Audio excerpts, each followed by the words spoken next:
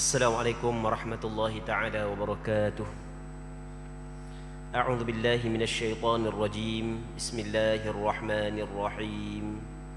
Alhamdulillahi rabbil alamin. Wassalatu wassalamu ala asyrafil anbiya'i wal mursalin wa ala alihi wa sahbihi ajma'in. Allahumma rabbi syrah li sadri wa yassir li amri wahlul 'uqdatam min lisani yafqahu qawli wa la hawla wa la quwwata illa billahil 'aliyyil 'azim. Allahumma anfa'na bima 'allamtana wa 'allimna ma yanfa'una wa 'allimna ma jahilna wa dhakkirna ma nussina. Allahumma yassir wa la tu'assir, rabbi tammim bil khair. Allahumma iftah 'alaina futuhal 'arifin وفقنا توفيق الصالحين. اللهم لا سهل إلا ما جعلته سهلا وأنت تجعل الحزن إذا شئت سهلا. InsyaAllah kita sambung semula pengajian kitab Bulughul Maram yang dikarang oleh Al-Imam Al-Hafidh Ibn Hajar Al-Asqalani rahimahullahu subhanahu wa ta'ala, iaitu kitab yang membincangkan tentang hadis-hadis yang berkait dengan hukum hakam. Kita hadis yang ke-857 daripada kitab Bulughul Maram. Katanya, wa an Ubadah bin Samit radhiyallahu anhu qala qala Rasulullah sallallahu alaihi wasallam الذهب بالذهب والفضة بالفضة والبر بالبر والشعير بالشعير والتمر بالتمر والملح بالملح مثلا بمثل سواء بسواء يدا بيد فإذا اختلفت هذه الأصناف فبيعوا كيف شئتم إذا كان يدا بيد. رواه مسلم. Maksudnya daripada Ubadah bin As-Samit radhiyallahu anhu, katanya Rasulullah sallallahu alaihi wasallam telah pernah bersabda, emas dengan emas, perak dengan perak, gandum dengan gandum, bali dengan bali, kurma dengan kurma, garam dengan garam, masing-masing harus sebanding. Maksudnya mesti kena sama. Mesti kena sama. Dan tangan dengan tangan. Namun apabila perkara-perkara ini berbeza, maka juallah bagaimana yang kamu kehendaki, tetapi dengan syarat tangan dengan tangan. Hadis riwayat Imam Muslim. Muslimin muslimat yang dirahmati oleh Allah Subhanahu wa taala, kita masih lagi dalam perbincangan berkenaan dengan riba.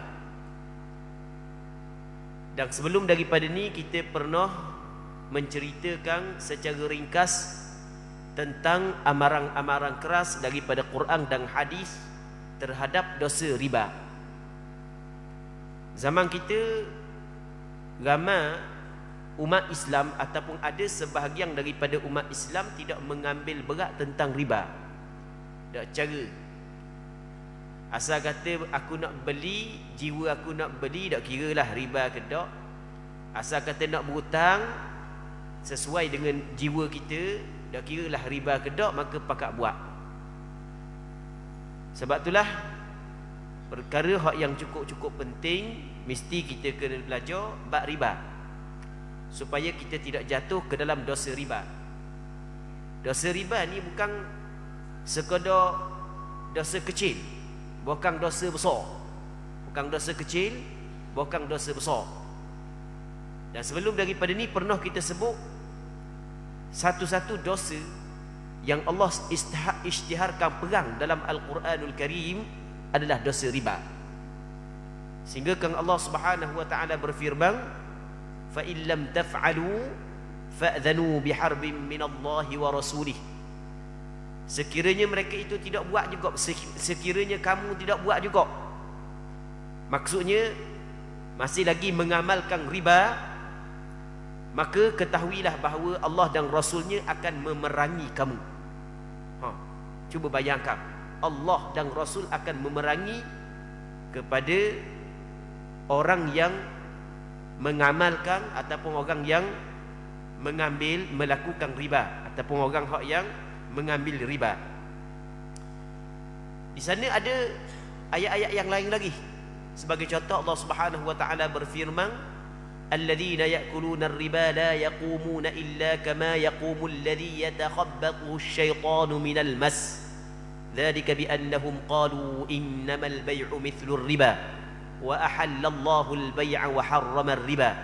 Faman ja'ahu maw'izatun min rabbih fantaha falahu ma salafa wa amruhu ila Allah wa man 'ada fa ulaika ashabun nar hum fiha khalidun." Cuba kita tengok ayat ni pula, bagaimana Allah Subhanahu wa taala nyatakan amaran keras kepada orang yang mengambil riba. Orang-orang yang mengambil riba, dia tidak dapat berdiri betul, melainkan ni pada hari kiamat, melainkan seperti berdirinya orang yang dirasuk syaitan dengan terhuyung hayang kerana sentuhan syaitan itu. Tengok Allah Subhanahu wa taala gambarkan bagaimana orang yang mengambil riba. Dia bangun saat itu macam orang yang kena rasuk syaitan tu mana. Macam orang yang kena rasuk jin. Kerana keadaan, begitulah keadaan dia. Yang demikian ialah disebabkan mereka mengatakan bahawasanya berniaga itu sama sahaja seperti riba, sama-sama ada keuntungan. Riba ada keuntungan sebelah pihak, begitu juga perniagaan ada keuntungan sebelah pihak. Padahal Allah Ta'ala menghalalkan berjual beli dan mengharamkan riba. Oleh itu, sesiapa yang telah sampai kepadanya peringatan, larangan daripada Tuhannya, sampai dah peringatan dan larangan daripada Allah Subhanahu Wa Ta'ala, lalu ia berhenti daripada mengambil riba, maka apa yang telah diambilnya dahulu sebelum pengharaman itu adalah menjadi haknya, dan perkaranya terserahlah kepada Allah Subhanahu wa taala. Namun dan sesiapa yang mengulangi lagi dengan maksud melakukan perbuatan mengambil riba itu, maka orang itu akan menjadi ahli neraka. Mereka akan kekal di dalamnya.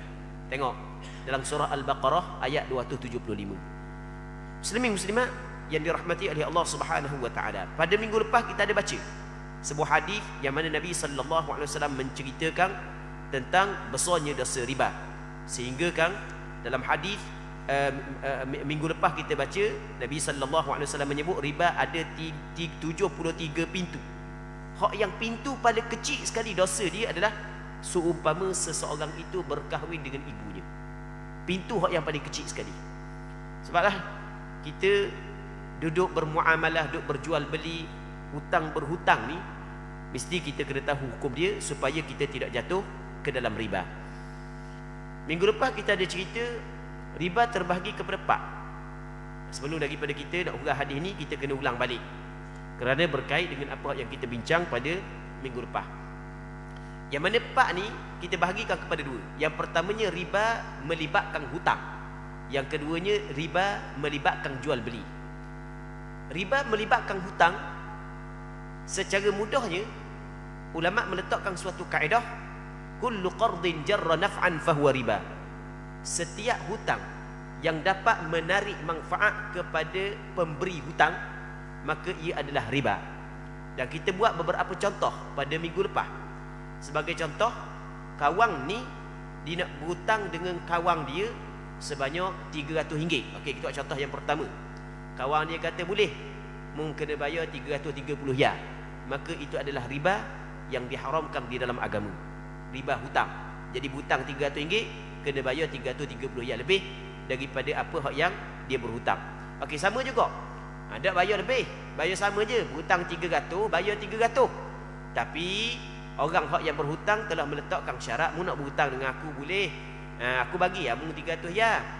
Lepas tu mu bayar 300 ya, tapi malam ni mu belanja makan aku, juga dikirakan riba sebab hutang tersebut menarik manfaat.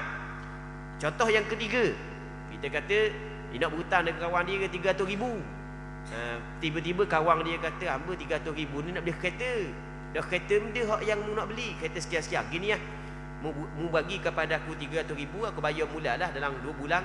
Lepas tu mu pakai kereta aku dulu. Ataupun kawan ni buat syarat, jadi gini, aku ambil kereta mu dulu bakar, lepas tu aku bagi pitih kamu sebab aku nak beli kereta, sebab aku hutang kamu, jadi kereta mu aku bakar, juga adalah riba. Kerana benda setiap hutang yang menarik manfaat ia adalah dikirakan sebagai riba. Okey, kita buat contoh lagi.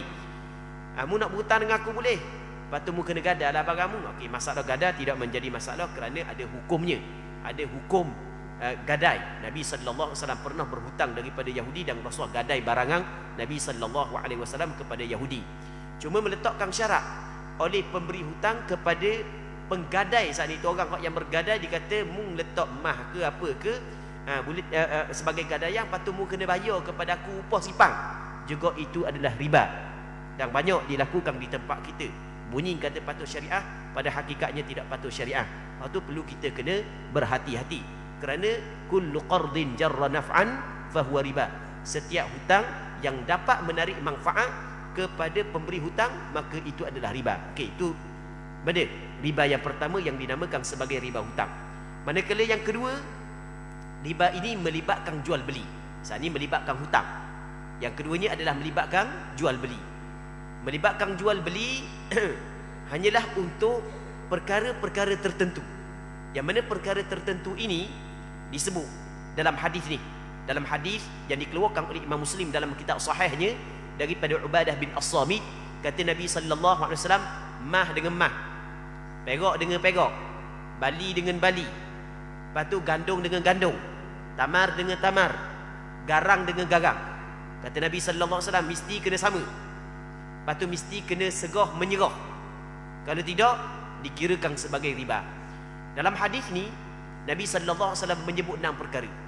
Yang pertamanya mah, yang keduanya perak, yang ketiganya bali, yang keempatnya gandum, yang kelimanya tamar, yang keenamnya garang. Hak ni hak yang disebut dalam hadis ini. Ulama fiqh ketika mengkaji hadis ini, ulama fiqh khususnya, okey, kita cerita mengikut pandangan mazhab Imam Syafi'i. Ulama-ulama mazhab Imam Syafi'i ketika mengkaji hadis ini, yang mana Nabi sallallahu alaihi wasallam menyebut 6 jenis benda yang mengandungi riba, adakah hanya 6 benda ni saja ataupun selain daripada 6 benda ni dia mengambil hukum yang sama juga? Maka di sini ulama mazhab Imam Syafi'i cuba kaji. Dia cari apakah illah ataupun cakap mudah, apakah sebab mah dengan perak riba. Sebab dia mah dengan perak riba. Ternyata mah dengan perak suatu ketika dahulu dijadikan sebagai mata wang. Mah dengan perak ni adalah dijadikan sebagai mata wang. Baik. Jadi sekarang ni kita pada zaman kita ni mah perak kita tidak jadikan mata wang, kita guna duit lah ni. Duit itulah, kita guna duit itu. Jadi kalau kita tengok duit itu dia adalah mata wang. Maka majoriti ulama sekarang ni mengatakan bahawasanya duit juga dia mengambil hukum yang sama seperti dengan mah perak. Jika duit dia dikirakan sebagai benda ribawi, walaupun tidak disebut di dalam hadis. Hak duit kertas hak kita ni tidak disebut dalam hadis secara jelas, kerana ilah dia ada sama dengan ilah mah dan perak. Sebenarnya ada perbincangan lah, cuma kita kabur secara ringkas sahaja. Ada perbincangan yang panjang lah di kalangan ulama ni dalam masalah duit. Okey, kita kata duit sama dengan mah perak benda ribawi. Okey, 3 mah perak, lepas tu duit. Duit tidak disebut di sini, tetapi alasan yang ada pada mah dan perak ada pada duit. Kita tengok pula gandum, benda bali, tamar, garang, 4 ni. Sebab benda riba, ulama mazhab Imam Syafi'i melihat bahawasanya 4 ini dijadikan sebagai makanan. Garang dijadikan makanan, tapi bukan makan garang pagi, makan garang tengah hari, makan garang, bukan gitu. Garang ni adalah benda yang dimakan. Jadi kita masuk dalam makanan untuk menyedapkan rasa makanan. Jadi maksudnya benda yang dimakan. Sama juga tamar, benda yang dimakan. Sama juga bali, gandum.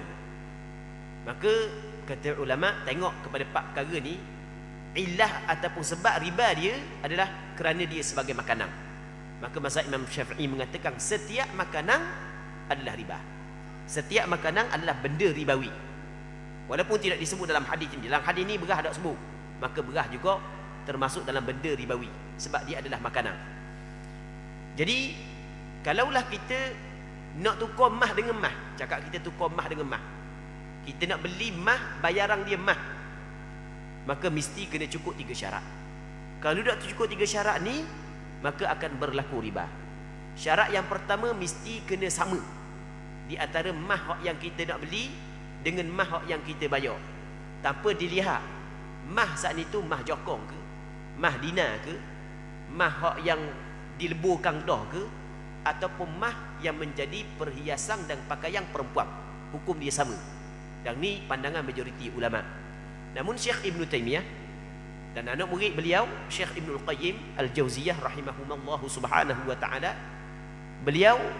pandangan beliau menyalahi pandangan majoriti ulama, yang mana beliau berpandangan bahawasanya mah yang telah dijadikan perhiasan perempuan, dia tidak mengambil hukum mah yang belum dijadikan perhiasan perempuan. Apabila dijadikan perhiasan perempuan, maka dia telah menjadi pakaian.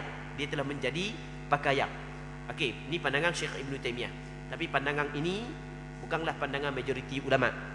Dan hamba selepas daripada hamba sendiri buat kajian terhadap pandangan-pandangan ini, sekali dengan dalil, hamba lebih cenderung kepada pandangan majoriti ulama. Pandangan Syekh Ibn Taymiyah menurut pandangan hamba adalah pandangan yang lemah. Okey, muslimin muslimah yang dirahmati oleh Allah Subhanahu wa taala. Okey, atas pandangan majoriti ulama. Atas pandangan majoriti ulama, apa jua mah, dak kiralah mah jokong ke, mah yang kita leburkan dah ke, mah yang baru kita ayak ke, hak yang kita dak hak yang masih lagi pasir gitu ke, dak kiralah apa jua jenis mah, kalau ingin ditukar dengan mah, beli mah, bayaran mah, mesti kena cukup 3 syarat. Sebab Rasul kata mithlan bimithlin sawaan bisawa, sama dengan sama. Rasul kata mesti kena sama. Jadi kalau mah ni 10 gram, bayar mesti juga kena 10 gram. Jadi kalau hak ni 12 gram, hak ni 10 gram, maka itu dinamakan sebagai riba. Hukum dia adalah haram, tidak dibolehkan. Baik. Dan minggu lepas hamba pernah cerita tentang trade-in mah. Dia ada orang puang, dia pakai mah lama dah dipakai mah, tiba-tiba sampai masa nak tukar mah baru, dia bawa mah buruk, mah hak lama lah pergi tukar. Jadi dia trade-in lah, dibayar sikit. Atas pandangan majoriti ulama, dibolehkan trade-in mah, tapi dengan syarat tidak ada pembayaran yang lebih. Dan syarat yang pertama, syarat yang kedua adalah mesti sama mah hak lama dengan mah baru. Yang lama dengan baru tidak diambil kira. Jadi kalau sekiranya mah lama dengan mah baru, hamba cerita pandangan majoriti ulama. Hamba cerita pandangan majoriti ulama dulu. Mah lama, mah baru, mah lama dengan mah baru, daripada sudut gram kita kata banyak mah lama sikit. Mah lama 15 gram, mah baru 14 gram. Lepas tu kena bayar pula upah sekali lagi. Jadi itu dikirakan riba menurut pandangan majoriti ulama. Namun pandangan Syekh Ibn Taymiyah tidak dinamakan sebagai riba. Maka sebaik-baiknya kita kena berhati-hati dalam masalah ni. Pandangan majoriti ulama dikirakan sebagai riba. Maka untuk menyelamatkan daripada riba adalah dengan cara kita jual dulu barang kita tu, barang kita jual dulu, ambil duit, barulah beli semula mah baru. Okey, itu cara untuk mengelak daripada riba atas pandangan majoriti ulama. Walau bagaimanapun Syekh Ibn Taymiyah rahimahullah subhanahu wa ta'ala, oleh kerana dia melihat kepada barangan kemas telah bertukar menjadi perhiasan, maka dia tidak mengambil hukum emas yang asal. Maksudnya dia sedikit berbeza. Tapi pandangan majoriti ulama tetap mengatakan riba. Dalam bab trade-in mah yang kita cerita tadi. Okey, mah dengan mah mesti yang pertama kena sama. Yang pertama mesti kena sama. Yang keduanya mesti kena tunai, dia tidak boleh berhutang. Mesti kena tunai, tidak boleh berhutang. Dan beli mah secara bayar ansur-ansur dikirakan sebagai riba. Okey, kita kena faham balik. Tapi yang bercerita dah ni pandangan majoriti ulama. Kalau kita nak cari pandangan hak yang sebahagian ulama mengatakan boleh, ada. Baik, pandangan majoriti ulama. Apabila sebut majoriti pada malam ni, yang boleh sebut majoriti ni bukan hanya khusus mazhab Imam Syafi'i saja. Bukan majoriti ulama mazhab. Yang mana pembelian mah secara angsur-angsur tidak dibolehkan. Kalau bayaran dia adalah mah, kerana mesti kena tunai. Beli mah, bayaran dia mah, tapi beli secara angsur-angsur.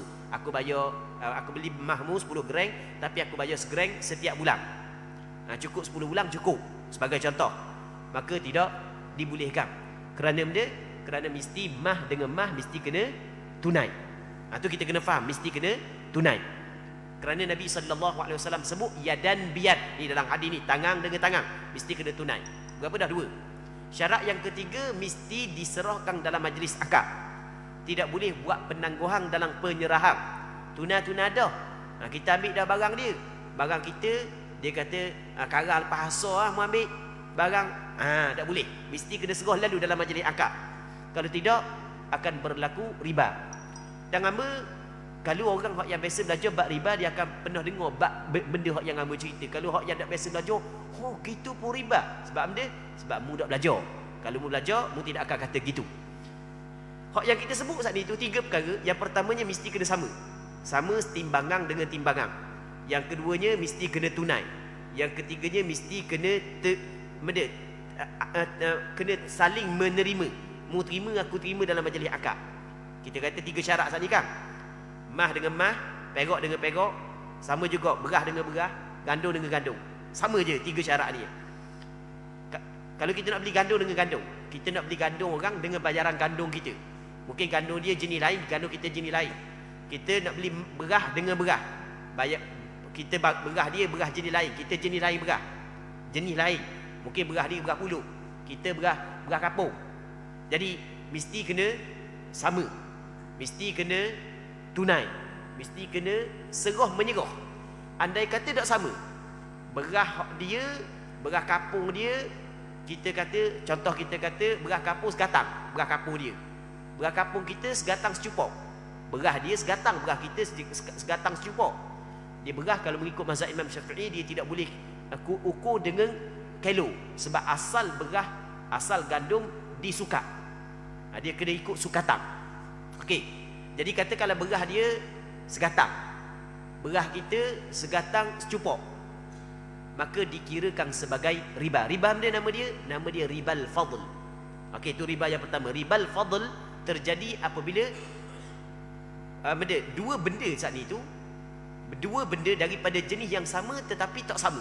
Maksudnya mah sama mah tapi tidak sama sukatan dia, tidak sama timbangan dia. Gandung dengan gandung berjenis sama tetapi tidak sama sukatan dia, maka berlakulah riba yang dinamakan sebagai ribal fadl. Okey, berapa dah? 1.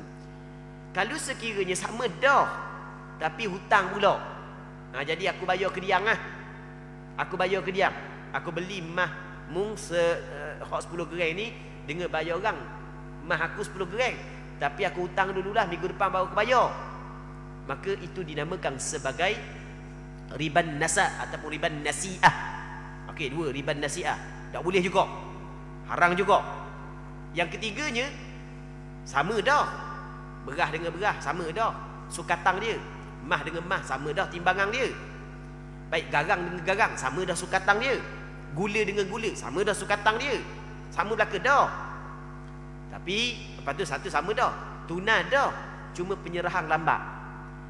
Hamba serah lalu, pembeli pula serah karang. Pasar baru serah.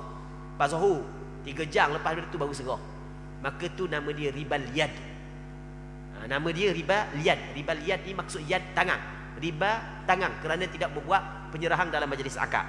Okey, tu 4 riba. Yang pertama jadi ribal qard, riba hutang. Yang keduanya ribal fadl. Yang ketiganya adalah riba nasi'ah. Yang keempatnya adalah riba liyad. Ribal qard, riba hutang, hak yang macam kita cerita tadi. Setiap hutang yang dapat memberi manfaat kepada pemberi hutang, maka ia dikirakan sebagai riba. Yang keduanya adalah ribal fadl, benda jenis sama, mah dengan mah, perak dengan perak, gandum dengan gandum, tamar dengan tamar, gula dengan gula, garang dengan gula, garang.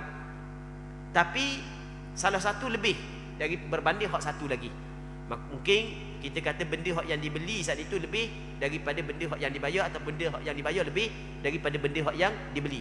Kalau benda tu perlu disukat, maka mesti kena sama pada sukatan. Kalau benda tu perlu ditimbang, maka mesti kena sama pada timbangan. Kalau tak sama pada sukatan dan timbangan, maka dikirakan sebagai ribal fadl. Yang ketiganya riba nasi'ah.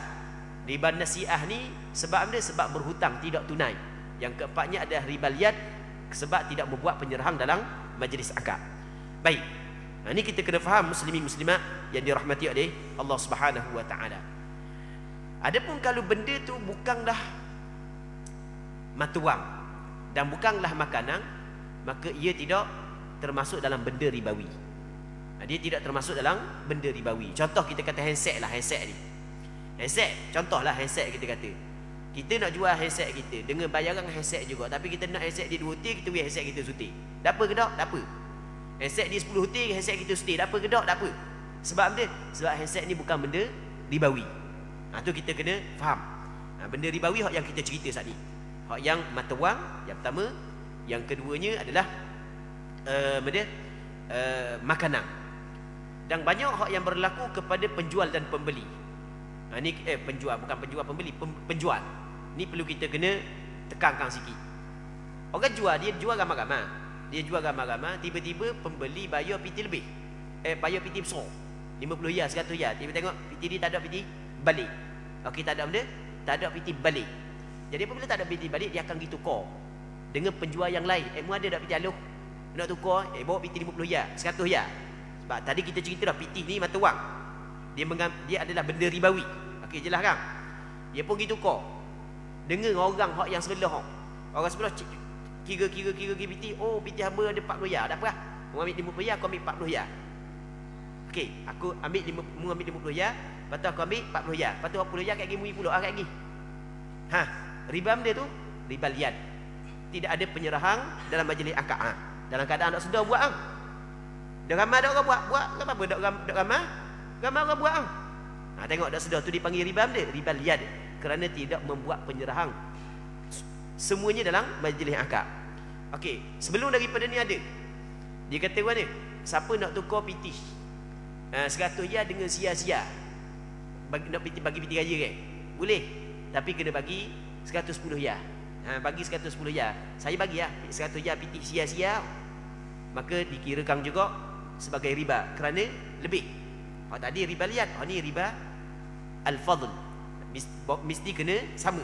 Duit dengan duit mesti kena sama. Itu perlu kita kena faham muslimin muslimat yang dirahmati oleh Allah Subhanahu wa taala. Pada penghujung hadis ni kata Rasulullah, apabila berbeza jenis-jenis ini, maka juallah bagaimana hak yang kamu kehendak, tapi dengan satu syarat. Dengan syarat tangan dengan tangan. Maksud dia, kalau kita beli mah, bayaran dia perak. Beli mah, bayaran dia duit, maka tu tak ada masalah. Jadi mah mu, kalau kira nilai yang dia, harga dia dengan duit 10,000, tapi aku nak jual 9,000 je, atau aku nak jual 13,000, okey, itu tak ada masalah. Sebab dia tidak disyaratkan ada persamaan. Mah dengan perak, duit dengan mah, duit dengan perak, itu tidak disyaratkan persamaan. Tapi oleh kerana illah ataupun sebab riba mah perak dan duit ini sama, iaitu sama-sama mata wang, maka disyaratkan dua perkara. Yang pertamanya adalah mesti kena tunai, tidak boleh berhutang. Yang keduanya adalah mesti kena buat penyerahan dalam majlis akad. Saya beli mah dengan awak, harga berapa? Mah ni kalau kira harga pasaran 30,000, tak apalah, kawak saya bagi 28,000 je. Contoh, payah kan nega nak beli sampai ke 2,000 potong parok. Okey, tak apalah, saya bagi awak 28,000 je. Cuma saya nak ambil lalu mah awak ni, lepas tu duit saya bagi esok ataupun duit saya bagi lusa, saya hutang dulu, maka dikirakan sebagai riba. Riba dia, nama dia adalah riba nasi'ah. Tu kita kena faham. Riba nasi'ah mesti kena tunai. Sebab itulah majoriti ulama, ulang sekali lagi, majoriti ulama tidak membenarkan beli mah secara angsur-angsur. Majoriti ulama tidak membenarkan beli mah secara angsur-angsur, kerana di sana ada riba yang dinamakan sebagai riba nasi'ah.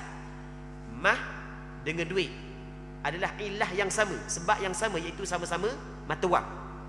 Maka apabila sama-sama mata wang, maka mesti kena cukup dua syarat. Yang pertamanya mesti kena tunai, yang keduanya mesti kena buat penyerahan dalam majlis akad. Dan mu ambil mana hak yang amba ambil mana hak yang amba cerita saat ni? ambil daripada hadis Nabi sallallahu alaihi wasallam. Kata Rasulullah lagu mana? Fa idza ikhtalafat hadhihi al-asnaf fabi'u kaifa syi'tum. Tapi idza kana yadan biyad, kalau sekiranya jenis-jenis ini berbeza, maka juallah bagaimana yang kamu kehendak walaupun tidak sama, tapi dengan syarat idza kana yadan biyad. Yadan makna yadan tangan, biyad dengan tangan. Maksudnya tangan dengan tangan mesti kena mung serah aku serah, mesti kena tunai, tidak boleh bertangguh, tidak boleh berhutang. Cakap kita tidak boleh bertangguh ataupun tidak boleh berhutang. Baik. Sama juga kita kata sani pitih dengan mah, pitih dengan perak, perak dengan mah. Mesti kena cukup dua syarat. Sama juga berah dengan gandum. Okey, berah dengan gandum jenis berbeza, tapi ilah sama, alasan sama, benda sama-sama makanan. Maka apabila sama-sama makanan, mesti kena cukup dua syarat. Sukatang timbangan tidak disyaratkan. Jadi dia berah dia sekilo je, gandum kawan ni 10 kilo, itu tak ada masalah. Sebab jenis berbeza, tapi mesti kena cukup dua syarat. Benda kata Rasul idza kana yadan biyad, tangan dengan tangan. Maksud benda tangan dengan tangan mesti kena tunai, jangan bertangguh. Lepas tu mesti kena buat penyerahan dalam majlis akad. Baik. Muslimin muslimat yang dirahmati oleh Allah Subhanahu wa taala. Seterusnya katanya lagi wa an Abi Hurairah radhiyallahu anhu qala Rasulullah sallallahu alaihi wasallam الذهب بالذهب وزنا بوزن مثلا بمثل والفضة بالفضة وزنا بوزن مثلا بمثل فمن زاد أو استزاد فهو ربا رواه مسلم. Daripada Abi Hurairah radhiyallahu anhu katanya Rasulullah sallallahu alaihi wasallam bersabda, emas dengan emas, pertukaran emas dengan emas mesti kena sama pada timbangan. Emas bukan jenis sukat, emas jenis benda yang ditimbang, kena guna timbangan. Kita guna emas ni gram sebagai contoh. Emas dengan emas mesti kena sama timbangan. Baik. Dan mesti timbang dengan timbang, sama dengan sama. Itu maksudnya waznan bi waznin, mithlan bi mithlin. Begitu juga kata Rasul, perak dengan perak, timbangan dengan timbangan, sama dengan sama. Lalu tu kata Rasulullah, barang siapa yang melebihkan salah satunya atau meminta lebih, maka lebihannya adalah riba. Jadi dia saat itu bagi lebih. Jadi aku nak mahmung ni, mahmung benda 30 gram, dah aku nak mahmung dapat aku 35 gram kamu, sebab aku nak angat mahmung ni. Baik. Okey, dia hak yang nak bagi ataupun hak nu, dah mu nak tukar mahmung dengan mah aku mungkin lebih mahmung. Baik, maka kata Rasul faman zada aw istazada fa huwa riba, maka itu adalah riba. Jangan main gurau. Bab mah ni jangan main gurau, kena bergaluh sungguh. Bab mah ni sebagaimana hak yang kita cerita tadi. Muslimin muslimat yang dirahmati oleh Allah Subhanahu wa taala. Seterusnya hadis berikutnya wa an Abi Sa'id wa Abi Hurairah radhiyallahu anhuma anna Rasulullah sallallahu alaihi wasallam ista'mala rajulan ala Khaybar فجاءه بتمر جنيب فقال رسول الله صلى الله عليه وسلم أكل تمر خيبر هكذا؟ فقال لا والله يا رسول الله إنا لنأخذ الصاع من هذا بالصاعين والثلاثة. فقال رسول الله صلى الله عليه وسلم لا تفعل، بيع الجمع بالدراهم ثم ابتع بالدراهم جنيبا. وقال في الميزان مثل ذلك متفق عليه ولمسلم وكذلك الميزان. Maksudnya daripada Abi Sa'id Al-Khudri, seorang sahabat Rasulullah, dan daripada Abi Hurairah, dua orang sahabat Rasulullah yang meriwayatkan benda yang sama daripada Nabi sallallahu alaihi wasallam, menceritakan bahawa Rasulullah pernah menugaskan seorang lelaki untuk Rasulullah sallallahu alaihi wasallam pernah menugaskan seorang lelaki untuk menggarap kebun kurma Khaybar. Jadi gini, pada asalnya Rasulullah dapat tawang Khaybar. Pada asalnya Rasulullah dapat tawang Khaybar. Dia ada cerita yang panjang lah, berlaku peperangan. Maka dipendekkan cerita, puak Khaybar bersetuju untuk memberi sebahagian daripada hasil mereka kepada Nabi sallallahu alaihi wasallam.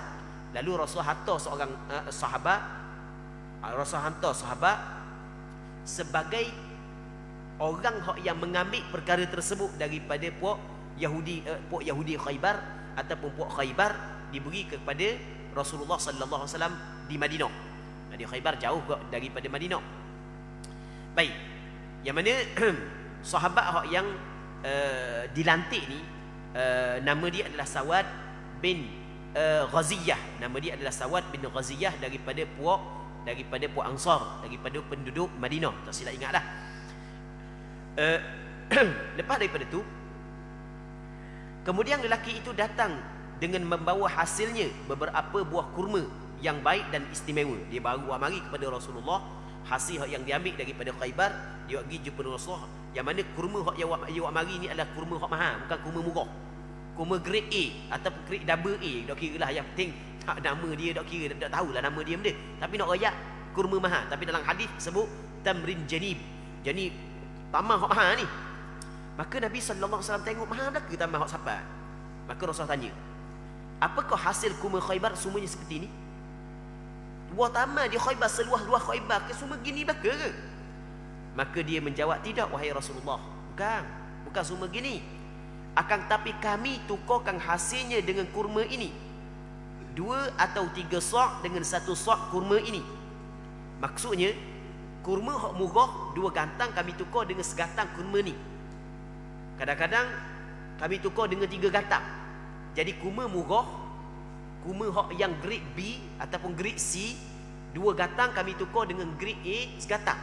Memang kalau kita tengok di layang harga patut dah. Gerik hak murah ia tidak sama segatang dengan gerik hak yang mahal segatang, tak sama. Memang kalau gerik hak yang mahal segatang, gerik hak murah boleh lebih daripada segatang. Dia buat tukar gitu dah, dan dia tukar saat itu munasabah dah. Tapi oleh kerana tamar saat itu adalah benda ribawi, Rasul larang. Tengok kata Nabi sallallahu alaihi wasallam, jangan kamu lakukan itu, tak boleh.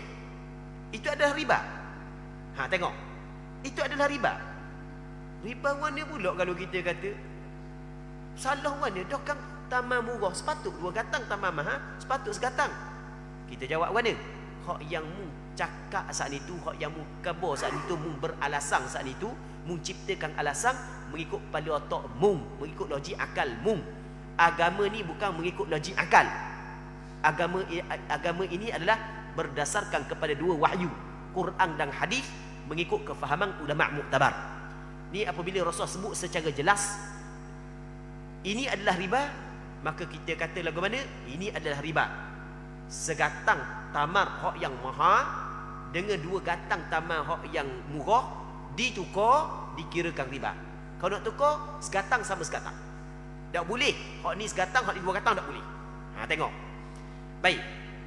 Kita berkabih sikit lagi ya. Jangan kamu lakukan itu, tetapi kalau nak buat juga cara dia gini. Tengok Rasul ajar cara. Tetapi juallah semua hasilnya, kemudian wang dirham hasil penjualannya kamu belikan kurma yang baik dan istimewa ini.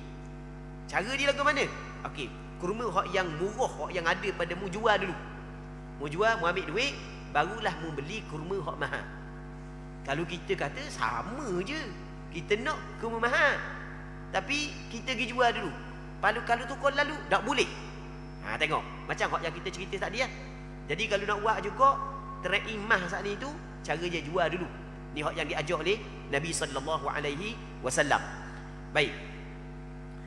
Katanya baginda sallallahu alaihi wasallam mengatakan perkara yang sama sehubungan dengan barang yang ditimbang. Jadi benda hak yang ditimbang pun sama juga, sebab tamar saat ni adalah benda yang disuka. Sama juga benda hak yang ditimbang. Mesti kena sama pada timbangan. Kalau tak sama, maka cara dia mu jual dulu. Dengan duit, dengan barang, dengan benda lain, lepas tu ambil benda lain saat itu baru beli perkara tersebut. Baik. Hadis ini diriwayatkan oleh Imam Bukhari dan Muslim dalam kitab sahih bagi keduanya. Jadi untuk malam ni kita berhenti sini dulu. InsyaAllah kita sambung balik pada minggu-minggu akan datang sekiranya dipanjangkan umur. Kita mengharapkan perbincangan kita pada malam yang mulia ini ada manfaatnya dan ada keberkatannya. Dan kita berdoa kepada Allah Subhanahu Wa Taala agar Allah Subhanahu Wa Taala lindungi kita daripada dosa riba. Memang dosa riba sesuai dengan nafsu manusia. Dan memang manusia benda yang tak pakai ni kan, dia sesuai dengan nafsu kita. Maka kita minta berlindung kepada Allah agar Allah Subhanahu Wa Taala melindungi kita daripada dosa riba. Andai kata kita terbuat sebelum daripada ini, maka kita bermohon daripada Allah agar Allah Subhanahu Wa Taala bagi taufik kepada kita untuk kita bertaubat sebagai taubat nasuha, agar kita tidak terkena ancaman-ancaman yang disebut oleh Allah Subhanahu Wa Taala dalam Al-Quranul Karim, begitu juga ancaman yang disebut oleh Nabi sallallahu alaihi wasallam dalam hadis. Wallahu Subhanahu Wa Taala a'la wa a'lam. اللهم حققنا باتباع نبيك محمد صلى الله عليه وسلم ظاهرا وباطنا. اللهم إنا نسألك الإخلاص في القول والعمل. صلى الله على سيدنا محمد وعلى آله وصحبه أجمعين والحمد لله رب العالمين.